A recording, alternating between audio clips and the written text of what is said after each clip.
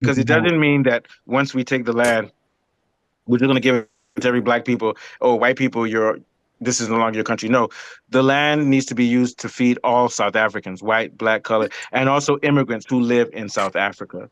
This is how the U.S. works too. Once you come across the border, you're a citizen. So South Africa has to have social justice. And like you always say, you say that you're not for Afro-humanism, you're for humanism, which means every human being who lives in this land space deserves a base level of well-being.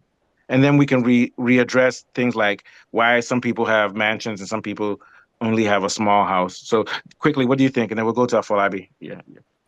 Yeah, yeah. The questions of redress, the questions of reparations, are still like they still loom large, Yeah, in as much as South Africa also has a large social welfare program.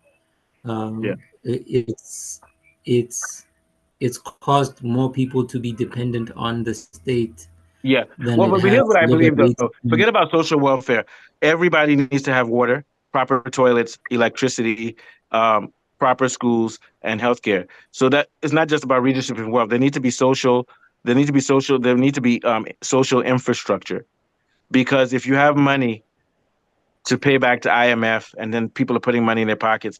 And why are mine workers like Elomin that were killed in Marikana making 2,000 no, not up to 2,000 rand a month, making some people making 1,500 rand a month, and they have six kids. How do they live off of it? So I think it's not just about social welfare. It's about if everybody in the country deserves free education. Universities should not cost anything in South Africa. They don't cost anything in Europe.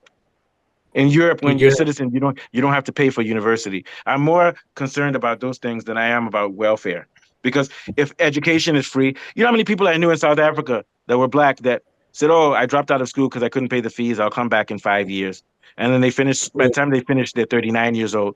Whereas a white girl who comes from a rich family has her PhD by the age of 26. Continue.